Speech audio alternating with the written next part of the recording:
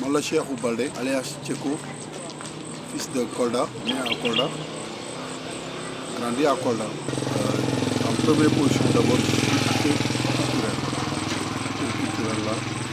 suis acteur culturel, puis un manager aussi. Donc voilà, boo ci boolee mélomane peut-être aussi mélomane la bëriwul li ma ci xamul ci cadre musique. Bon man depuis étant si jeune presque man dama nekkoon ci wàllum musique ci wàllam musique ba may 86 85 dafay fekk may dance may fecc break may fecc shumof may fecc ping-pong jamono yooyu noonu ma nekkoon benn boy bu déeti boo xamante ne diggante bi Kolda Dakar la woon mes parents Dakar Kolda donc voilà amoon foofu ay xarit mu poussé ma woon aussi ma gën a mën a fecc break shumof bi may ñëw Kolda année scolaire bu ma nekk Kolda donc fu ne manifestation bu ne maa yoon foofu ma doon fecc ay break ay shumof àdduna dox ba funk ñëw funk bu mu ñëwee mooy jamono yi Isey Souva Number ay ñoom MC Hama loolu c'est les années 90 donc voilà mooy fecc funk noonu ba génération 94 mu fekk ñu formé benn groupe Maxi Sound System donc ma nekkoon ci groupe boobu nekk Maxi Sound System ñu dem Oscar des Vacances avec la fusion ak Gelongal. C'était le temps c'était avec le Crazy Boy. Avant Gelongal c'était le Crazy Boy, il y avait Moussa, il y avait Do, il y avait Bach, dem si yàlla, il y avait Seni et voilà, c'était ces groupes-là. Il y avait d'autres groupes aussi de danse. Ñu nekkoon fii Kolda ñuy fecc ba 95 am ñu doon rap 96 am ñu doon rap ba ñu dugg ci rap bi et ça a évolué man finalement mooy manager Maxi Sound. La première fois ma jël Maxi Sound en 95 yóbbu leen Vélingara pour une sortie jóge Vélingara amaat contrat dem Tamba ñu dem Tamba 95 boobu après ñu ñibbi si Kolda demuñu woon Oscar des Vacances en 96 ñu dem Oscar des Vacances ñu dem Oscar des Vacances 96 ñu demaat 97 Oscar ñu yóbbu Kankuran c'était la première fois parce que dañu doon def Oscar des Vacances am rôle bu ñu doon joué rôle bi c'est du Kasak waaw c'est Kasak donc c'est par rapport à notre culture il fallait que ñun ñu yóbbu Kankuran c'était au Sorano toujours ñu dem yóbbu Kankuran avec l'aide ndem c'est yàlla suñu nijaay Sandigi Baldé qui nous a beaucoup soutenu yal na ko yàlla yërëm te xaree ko aljanna. Sandigi Baldé c'était l'ancien député du PS moom vraiment moo ñu jàppale woon si lu bëri jàppale ñu si côté restauration côté hébergement Castor 97 avec aussi le Gelongal temps yooyu Gelongal mi ngi évoluer avec son nom le Gelongal plus pas le nom Crazy Boy mais avec le Gelongal parce que après Gelongal mi ngi siégé mi ngi basé wu Dakar carrément totalement mu ngi nekkoon foofu 97 donc voilà ñoom tam ñu apporté seen soutien loolu yëpp ñu nekk ci 98 aussi ça a évolué c'est comme ça après mu continuer nekk ci affaire rap bi mais nante suñu rakk yi di dem Oscar révélation yi di am booy di dem Oscar ñun ñu nekk seen ginnaaw di leen di pousse ñun grand yi fekk ñu bàyyi man sama genre ma bàyyoon après ensuite ma dem tourner ba ma demee tourner ak Bill Diakhou waaw ma dem tourner ak Bill Diakhou en 2000 parce que ma ñëwaat fekk gars yi am ñaari groupe yi demoon Kolda Oscar des Vacances ñu dekkoon si Gandel Cissé salle de vente ñu logé woon foofu ma fekk leen foofu aussi apporter leen soutien bu bëri jàppale leen par rapport ak connaissance yi par rapport ak yeneen nécessité yi jàppale leen aussi ñu évoluer bu baax a baax donc voilà du coup après man ma nekk dans la culture musicale toujours di manager ay groupe di manager ñoom Jukkel Salisto nekk di voyager ak ñoom di tourner ak ñoom di tourner aussi ak di jàppale aussi des groupes qui ont sorti leur album, comme par exemple je peux citer Baïsé, jàppale naa ko ci albumam, Zico jàppale naa ko ci albumam, Bams jàppale naa ko ci albumam, King Habib jàppale naa ko ci albumam, etc. Dabi et le Gelongal ma nekkal leen sur le terrain, faire leur promotion musicalement, parce que voilà, j'ai pas de limite dans toutes les régions du Sénégal. J'avais trop de connaissances aussi dama ko doon exploiter par rapport à ça. Artistes yi dama doon dem ak ñoom leen di jëm jàppale, organiser ay manifestations, organiser ay événements à l'hôtel Hobé, ay Kolda Awards, di organiser le meilleur tube de l'année, meilleur artiste de l'année, meilleur groupe de l'année et meilleur single, mes révélations yooyu yëpp organisé naa ko. Le cas de Djoutala Mané pour baisser la tension, Dominique Lopi, j'ai organisé les artistes, j'ai fait appeler les artistes de Vélingara comme ñoom Black indi leen à Kolda, organiser benn téléthon boo xamante ne da doon baisser la tension. Après benn moment da ngay faire plaisir les artistes, di leen di jàppale di évoluer di jàppale artistes yi, parce que moment boobu boo xoolee artistes yi amuñu woon doole, artistes yi dañ soxloon ñu leen di gën a jàppale, ñu leen nekkal fii, ñu leen teewal fële, donc bon c'était très compliqué pour moment boobu mu mënoon bàyyi te wàññi tuuti sama loxo. te tamit amoon li nga xamante ne aussi town bi dëkk bi il te laisse faire, mais duñ la appuyer, duñ la accompagner. Tu es là, yaa ngi poussé, yaa ngi dem, yaa ngi évoluer, yaa ngi jàppale, ñu ngi gis ñoom ñu ngi apprécier, dañuy ñëw fekkee événement yi, mais après au finish après tu te retrouves avec des dettes, parce que xam nga yow rek benn nit da ngay ti fait appel à toute la population coldoise. mais léegi nag loolu waaw wàññi na lu bëri, parce que boo xoolee affaire bi musicalement bi pour mobiliser les gens dafa amoon circuit. Voilà, pour attirer l'attention des gens par rapport à une manifestation, pour artistes yi gën a valoriser artistes yi dafa amoon circuit, dafa am noo yóbbee artistes yi, dafa am population bi noo leen di indee tamit pour ñu ñëw wuy si artiste bi. Loolu c'est très très important. Loolu nag dafa manqué, parce que léegi booy léegi soo xoolee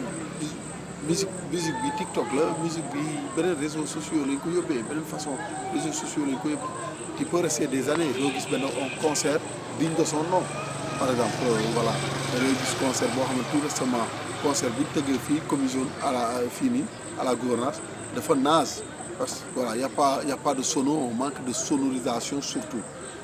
Tu peux voir des talentueux, mais xam nga y a problème de sonorisation, xam nga voilà. Donc booy aussi artistes yi fii Kolda amuñu moyen noonu, ñu leen di bëgg a jàppale sama genre yi y a pas de moyen, amul appui, tout est politisé. Boo nekkul ak diw, boo àndul ak diw duñ la jàppale, duñ la parrainer, duñ la appuyer, duñ la accompagner. Daaw indi naa fi Dërëm Maxi Amar période bi le 30 décembre passé daaw, mais su ma waa j'ai fait appel à tout Kolda xam nga pour ñu ñëw ñu teewee affaire bi, mais c'est xam nga, mais boo xoolee Kolda yëpp ak man connaissance bi ma am ak nit ñi ni ma mel ak nit ñi, mais à la limite c'est quelques-uns ñoo ñëw xam nga, mais juste bon doo comprendre quoi, doo xam lan la au fait. Là le monde est tellement compliqué que actuellement Kolda dafa naqaree liggéeyal, parce que gars yi dañ lay seetaan. Pour loolu là il faut vraiment pour dire en réalité il faut aussi les moyens, parce que avant t'as pas besoin de trop de moyens. waaw, mais présentement Kolda mënoo fi def loo xamante ne tu n'auras pas besoin de moyens. Il faut que nga am les moyens pour mën a évoluer, pour mën a ñëwaat, pour indiwaat loolu, parce que lu yàqu moo bëri, parce que ñun artistes yi ñu gën a yaakaar yëpp ay activistes lañu, artistes yoo xamante ne tey war nañ nekk fii pour la musique, ñoom ñëpp ñu ngi doon ay activistes. Ils sont dans la politique, tu vois. Donc c'est grave. Tey man j'aurais souhaité avoir mes propres moyens, xam nga ma doxalee ko à ma manière à ma façon parce que man artiste xam naa luy artiste te gëdd artiste mën naa ko jox gëdd. tey xam nga man centre culturel du ma ci bëgg a débattre depuis ma nekk xale man dama gis centre culturel bi nii la mel je pense que c'est honteux pour Kolda dafa war a indépendant quoi Kolda dafa war a indépendant si côté centre culturel quoi par exemple parce que tey boo xoolee centre culturel on dit centre culturel mais on n'a pas un centre culturel digne de son nom on doit avoir un centre culturel digne de son nom. ok léegi tey nga xool centre culturel tey en temps normal depuis les temps de ces Técito te suñu rakk yi ils se rappellent pas de ces groupes là ces orchestres là et Moussa Molo ah ñëwal la depuis orchestre régional bu mu nekkoon fii le temps de ñoom Dabi ah ñoom war nañ def Dabi tout ce qu'il a fait Dabi war nañ ñëw ñu gis ay œuvre am centre culturel Kolda ba Dabi tey xam nga ak œuvre yi mu génnee album moom yooyu noonu est-ce que mu ngi centre culturel ça on se pose cette question là ah Abdou Diop ndem si yàlla ah avec tout ce qu'il a fait Abdou Diop est-ce que œuvre am mi ngi centre culturel les fils koldois le Gelongal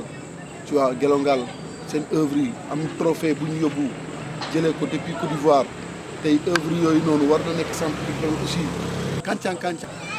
ñoom vraiment yàgg nañ teewal Kolda Tamsir Kantian yàgg na ko teewal Télévariété à l'époque Kantian Vieux Kanouté ces gens-là est-ce que seen œuvre yi ñu ngi centre culturel te est-ce que suñu doom yi suñu sët yi war nañ mën a ñëw foofu gis seen œuvre yi tu vois et Bobo et vraiment aussi Mounirou ces artistes-là les Mounirou là tous ces gens-là seen œuvre dafa war a nekk foofu te Maya Diaw ndem si yàlla ñoom Bandi Mike ah ñoom ñëpp seen œuvre dafa war a nekk centre culturel parce que loolu mooy yos bien que lu ñu manqué centre culturel wax dëgg fa yàlla dafa bëri moo tax ma ne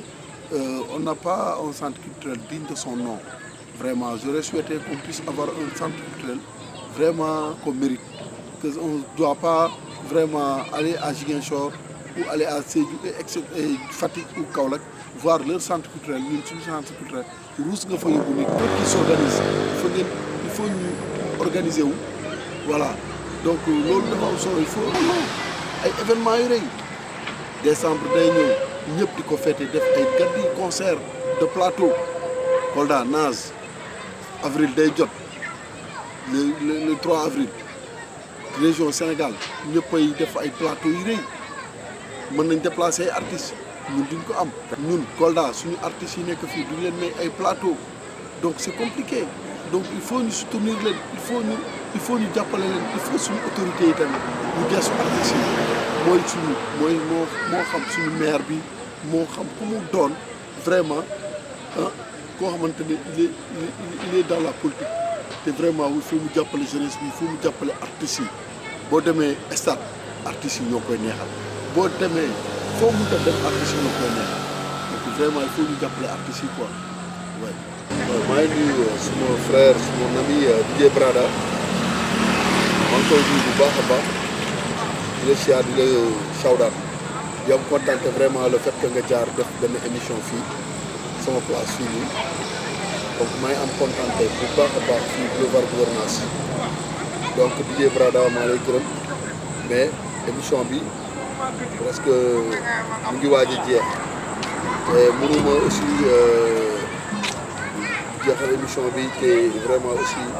remercier ma def ma hommage pour des gens qui étaient là on a grandi ensemble on a tout fait ensemble